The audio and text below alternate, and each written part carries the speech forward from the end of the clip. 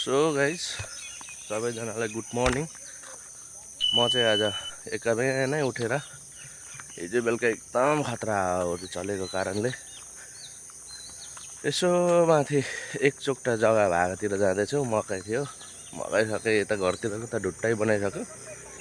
अब त्यो माथिको कस्तो भयो म हेर्नु जाँदैछु। के गर्नु, अब हेर्नै पर्यो।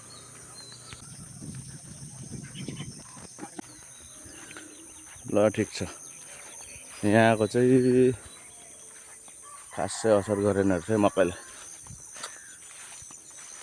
सो फुलको बिरुवाहरू पनि उम्रिरहेको छ। ओहो, खत्तम पारिहालेछ नि यहाँ त। लु मकै त स्वाहा, वस्तु छोरे जस्तै बनाइदिइहालेछ यार। है है है है,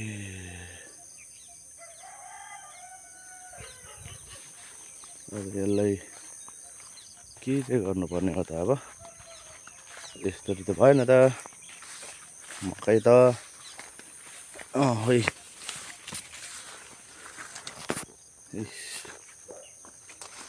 उठ्छ होला।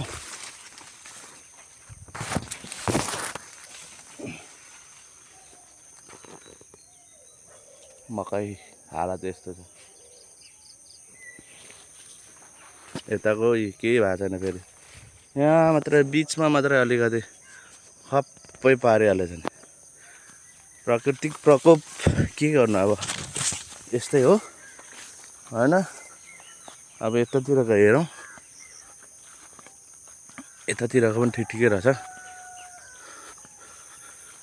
धेरै भिजै गऱ्यो, धेरै भिजै गऱ्यो। आम्मामामा, हावाले त ढुट्टै बनायो।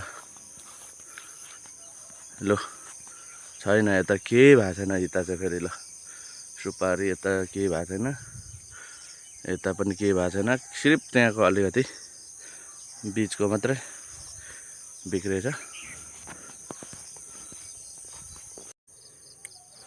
अब चाहिँ यो लडेको मकैलाई उठाउनु पर्ने हुन्छ साथीहरू होइन। के गर्नु, उठाएर पनि खोइ